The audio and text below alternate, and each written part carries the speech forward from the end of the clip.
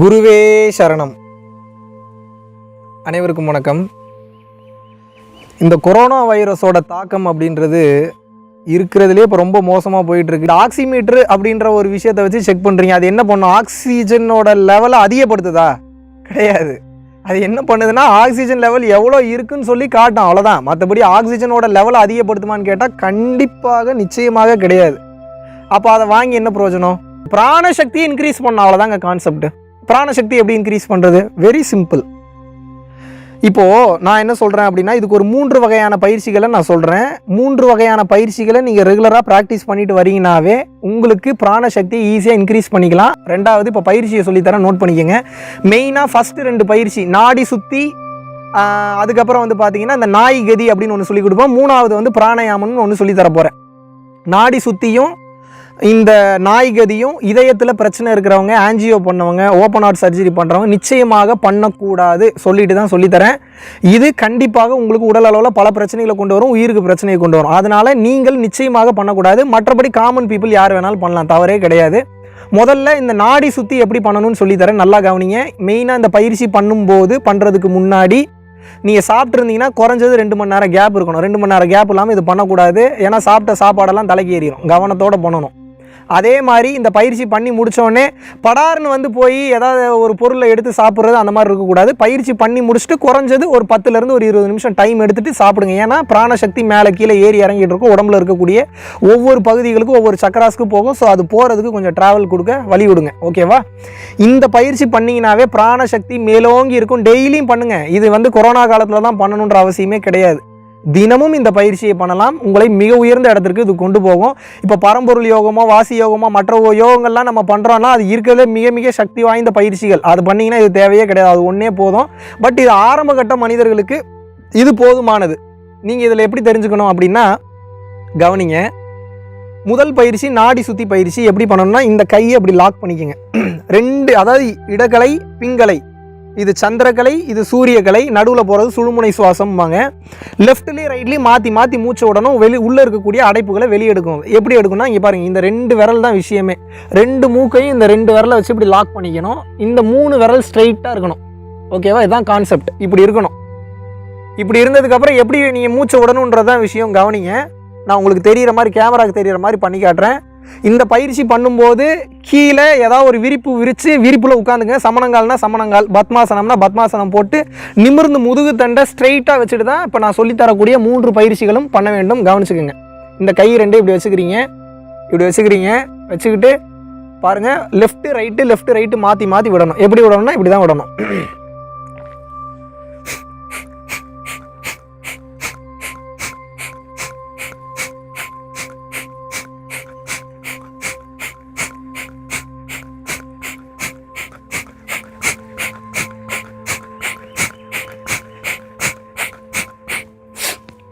கிட்டத்தட்ட உங்களால் எவ்வளோ நேரம் பண்ண முடியுமோ அவ்வளோ நேரம் பண்ணுங்கள். ரொம்ப ஸ்ட்ரெயின் பண்ணி பண்ணக்கூடாது. ஸ்ட்ரெயின் பண்ணி பண்ணிங்கன்னா பிரச்சனை வரும். ஸ்ட்ரெயின் பண்ணாமல் பண்ணுங்கள். எஃபர்ட்லெஸ்ஸாக பண்ணுங்கள்.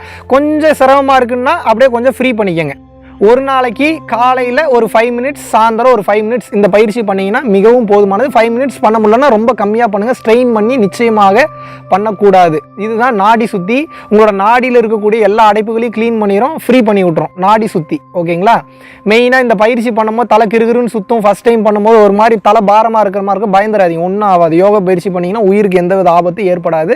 அளவாக பண்ணுங்கள். சொல்லி கொடுக்குற டைமுக்கு தகுந்தாற் போல் பண்ணுங்கள். இது நாடி சுற்றி. ஆக்சிஜன் லெவலை இன்க்ரீஸ் பண்ணும். பிராணசக்தியை மேலோங்கி இருக்க வைக்கும். எந்த வைரஸ் தாக்குனாலும் அவ்வளோ சீக்கிரம் உங்களை பாதிக்காது. Point number 1.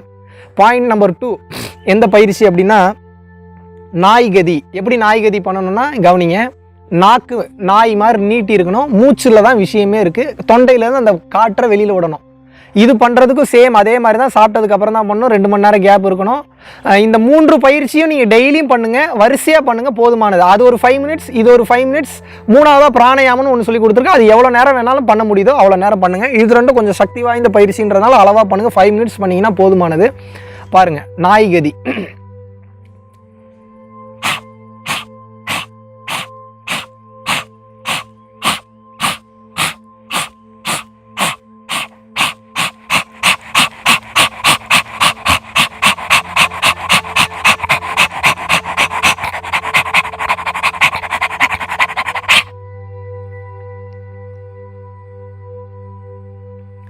இந்த பயிற்சி முடித்த உடனே இம்மிடியேட்டாக வந்து ஒரு மாதிரி தலை கிருகிருன்னு சுற்றுற மாதிரி தான் இருக்கும். ஒன்றும் ஆகாது, ஒன்றும் பயப்படாதீங்க.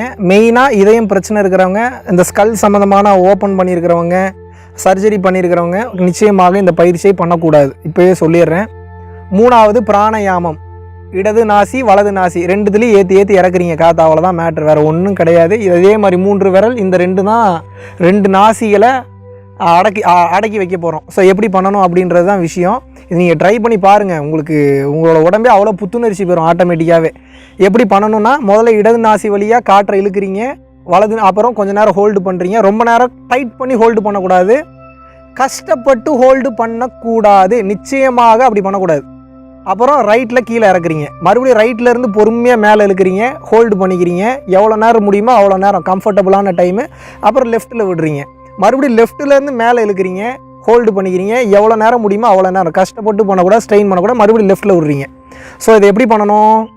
ஃபஸ்ட்டு அதே போல் நேராக நிமிர்ந்து, ரொம்ப கீழே உட்காரவே முடியாதவங்க சேரில் உட்காந்து பண்ணலாம். மற்றவங்க தாராளமாக கீழே ஒரு விரிப்பு விரிச்சுக்கோங்க. அந்த விரிப்பு மேலே தான் கம்பல்சரி உட்காந்து பண்ணணும். ஏன்னா நீங்கள் ஏற்றுற ஹீட்டை பூரா பூமி வந்து உறிஞ்சிரும். அதனால் ஏதோ ஒரு விரிப்பு மேலே உட்காந்துட்டு பண்ணுங்கள். மெயினாக முதுகு தண்டு ஸ்ட்ரைட்டாக இருக்கணும். எப்படி இந்த நான் பிராணாயாமம் பண்ணணும்னு சொல்லித்தரேன் பாருங்கள்.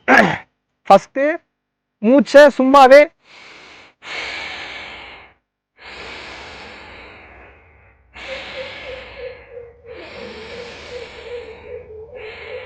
ஒரு 3 டைம் சும்மாவே ப்ரீத் மேலே கீழே இழுத்தீங்கன்னாவே ஒரு மைண்டும் ப்ரீத்தும் ஒரு கண்ட்ரோலுக்கு வந்துடும். வந்ததுக்கப்புறம் லெஃப்ட்டில் பொறுமையாக இழுக்கிறீங்க, லாக் பண்ணிக்கிறீங்க, ஹோல்டு பண்ணுறீங்க, ரைட்டில் விடணும். அப்புறம் ரைட்டில் இழுக்கிறீங்க, ஹோல்டு பண்ணுறீங்க, லெஃப்ட்டில் விடணும். இப்படி தான் பண்ணணும். எப்படின்னா இங்கே பாருங்கள்.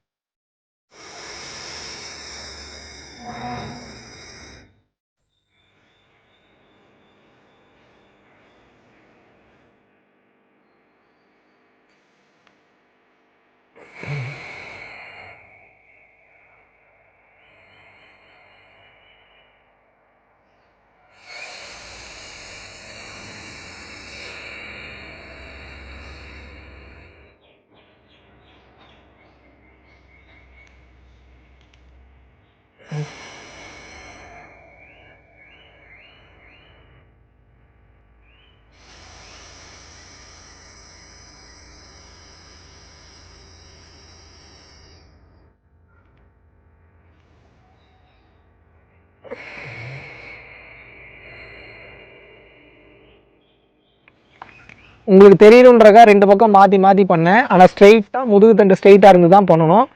எப்படி பண்ணணும்னு வந்து கேட்டிங்கன்னா வெரி சிம்பிள். ஃபஸ்ட்டு லெஃப்ட் இழுக்கிறீங்க, ஹோல்டு பண்ணுறீங்க, எவ்வளோ நேரம் முடியுமோ அவ்வளோ நேரம் ஹோல்டு பண்ணுறீங்க. அப்புறம் ரைட்டில் விடுறீங்க, மறுபடியும் ரைட்டில் விட்டதுக்கப்புறம் ரைட்லேருந்து உள்ளே இழுக்கிறீங்க, ஹோல்டு பண்ணுறீங்க, லெஃப்ட்டில் விடுறீங்க, மறுபடியும் லெஃப்டில் இருந்து தான் இழுக்கணும். இழுக்கிறீங்க, ஹோல்டு பண்ணுறீங்க, ரைட்டில் விடுறீங்க, மறுபடியும் ரைட்டில் இருந்து இழுக்கிறீங்க, ஹோல்டு பண்ணுறீங்க, எவ்வளோ நேரம் முடியுமோ அவ்வளோ நேரம் ஹோல்டு பண்ணுறீங்க, லெஃப்ட்டில் விடுறீங்க. இப்படி எவ்வளோ நேரம் முடியுமோ அவ்வளோ நேரம் பண்ணிவிட்டு, எவ்வளோ நேரம் வேணாலும் இந்த பிராணாயாமம் பண்ணலாம். உங்களால் எவ்வளோ நேரம் முடியுமோ அவ்வளோ நேரம் பண்ணிவிட்டு ஒரு 10 நிமிஷத்துலேருந்து 20 நிமிஷம் பிரேக் எடுத்துக்கிட்டு அப்புறம் தாராளமாக உங்கள் வேலைகள் நீங்கள் பார்க்க போகலாம். சாப்பிட்றதுனா சாப்பிட்லாம்.